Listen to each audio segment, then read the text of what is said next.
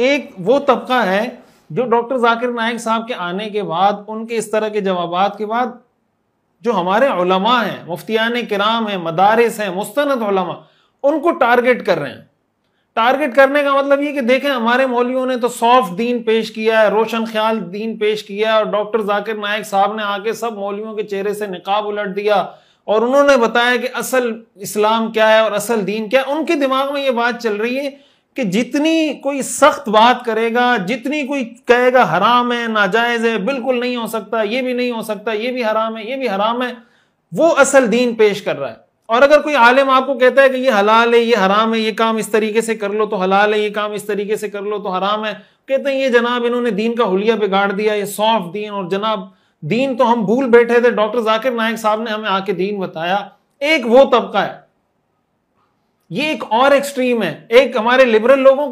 کی ایکسٹریم ہے، ایک اس طرح کے جو دیندار لوگ ہیں جن کو مسالہ زیادہ لگ گیا ان کی ایک الگ ایکسٹریم ہے، جس کی وجہ سے وہ سارے علماء کو، سارے دارالفتاؤں کو، سارے مفتیان کرام کو لپیٹ رہے ہیں. تو بھائی اگر کسی چیز کو کوئی حلال کہتا ہے، حرام کہتا ہے، جائز کہتا ہے، ناجائز کہتا ہے، وہ اگر مفتی ہے اس کے پاس اس کی دلیل ہوگی،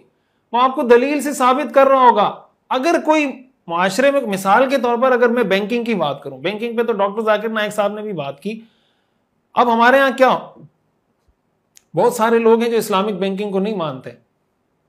اب وہ اسلامک بینکنگ کو نہ ماننے کی دو صورتیں، ایک تو یہ کہ علمی اعتبار سے آپ کہیں کہ مجھے اس کے یہ جو طریقہ کار ہے فقہی نقطہ نظر سے اس کو میں ٹھیک نہیں سمجھتا، یہ تو سمجھ میں آتی ہے بات. ایک اس کا یہ طریقہ کار ہے کہ دیکھو انہوں نے سود کو حلال کر دیا ہے. مفتی تقی عثمانی صاحب کے بارے میں ہمارے ہاں وہ لوگ جن کی ان کے سامنے کوئی حیثیت نہیں علمی اعتبار سے، وہ جناب سود کو حلال کر دیا ہے اور جناب وہ شراب پہ آب زمزم کا لیبل لگا دیا اور خنزیر کو جناب بکری ڈکلیئر کر دیا اور حرام کو حلال کر دیا اور سارے لوگوں کو حرام کھلا رہے ہیں. کچھ خدا کا خوف کریں آپ. یا آپ کس پہ الزام لگا رہے ہیں جو ساری زندگی دین کی، ان کو مل کیا رہا ہے آخر؟ تحقیق کریں، پتہ کریں ان کو کوئی تنخواہیں مل رہی ہیں، مراعات مل رہی ہیں، کوئی بہت زیادہ فیسیلیٹیشن ان کو مل رہی ہے بینکوں کی طرف سے، ذرا جا کے تحقیق تو کریں. اب اگر ایک ملک میں ایک سسٹم رائج ہے سودی نظام، اور ایک عالم دین یہ کوشش کرتا ہے کہ بھائی کسی طرح اپنی قوم کو سود سے نکالیں، ساری دنیا کے علماء ان کو اکنامکس، اسلامک اکنامکس کا امام تسلیم کرتے ہیں. ڈاکٹر ذاکر نائک صاحب نے یہ بات یہاں آ کے کی. لیکن اگر وہ آپ کو اسلامک بینکنگ کا کوئی نظام بنا کر دیں گے تو آپ اس پہ یہ ٹائٹل لگا دیں گے کہ ہمارے علماء جناب سافٹ دین، یہ دیکھو نظام کہاں سے چل رہا ہے، امریکہ کے ہاتھ میں، IMF کے ہاتھ میں، فلاں کے ہاتھ میں، انہوں نے یہاں تھوڑی چیزیں اسلامائز کر دی، جناب یہ اسلامک بینکنگ ہوگا. یہ کیسے اسلامک بینکنگ ہے؟ تو اس وجہ سے آپ علماء پہ رد کر رہے ہیں کہ جناب ہمارے مولویوں نے سافٹ دین پیش کیا ہے، روشن خیال دین. اصل دین یہ ہے کہ حرام حرام حرام حرام حرام حرام سب حرام. تو بھئی قوم کے لیے متبادل کون پیش کرے گا؟ کیا علماء کرام کا یہ کام ہے؟ دیکھیں گیسٹ اگر آتا ہے، اس سے آپ کوئی پوچھیں، دوسرے ملک کا آیا ہوا بندہ ہے، وہ آپ کو ہو سکتا ہے کہہ دے کہ یہ کام حرام ہے. لیکن جو عالم دین، جو مفتی اس ملک میں رہ رہا ہے، اس کو پتا ہے اس ملک کے مسائل کیا ہیں، اس کو پتا ہے کہ حرام کیا ہے. لیکن اس کا کام صرف یہ نہیں کہ وہ آپ کو کہے کہ یہ حرام ہے، بلکہ اس کا کام یہ کہ وہ آپ کو متبادل بھی بتائے کہ بھئی یہ حرام ہے، یہ کام اگر آپ اس طریقے سے کریں گے تو حلال ہو جائے گا، اس لیے کہ وہ اس ملک میں رہتا ہے، اس ملک کے مسائل کو سمجھتا ہے.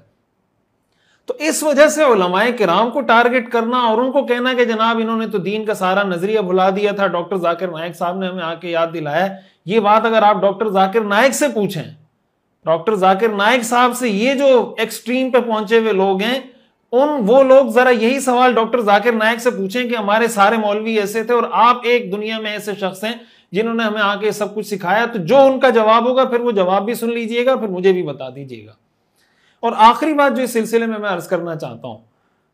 کہ ڈاکٹر ذاکر نائک صاحب سے، جسے میں نے بتایا کہ اختلاف کرنے والے، ان پر اعتراض کرنے والے مختلف طرح کے لوگ ہیں،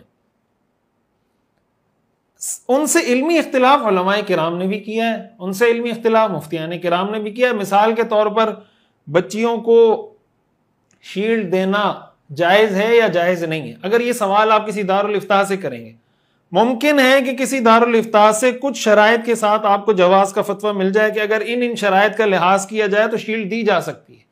لیکن اگر کوئی دارالافتاء سے آپ کو یہ فتویٰ دیتا ہے تو اب آپ اس کو ڈاکٹر ذاکر نائک صاحب کے فتوے سے کمپیئر کر کے یہ کہیں کہ چونکہ اس نے حرام کہا تھا، انہوں نے حلال کہا ہے، اس کا مطلب جنہوں نے حلال کہا یہ 2 نمبر ہیں، جس نے حرام کہا وہ 1 نمبر ہے. تو آپ کے نزدیک 1 نمبر ہونے کا معیار یہ ہے کہ ہر کام کو حرام قرار دے دیا جائے، اور 2 نمبر ہونے کا معیار یہ کہ کوئی اگر کہیں پر کہہ دے کہ یہ کام حلال ہے وہ 2 نمبر.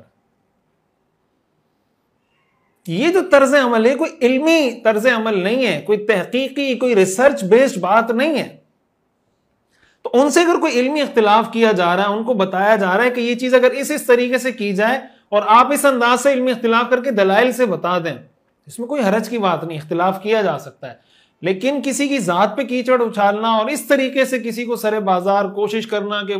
سوشل میڈیا پر، فیس بک پر. ایک اور چیز جو ہمارے معاشرے کی بڑی واضح ہوئی، یہ جو ڈاکٹر ذاکر نائک صاحب کے آنے سے یہ چیزیں جو واضح ہوئی، میں جو کلپ ریکارڈ کروا رہا ہوں، مقصد یہ کہ ہم ان چیزوں کی اصلاح کی طرف آئے.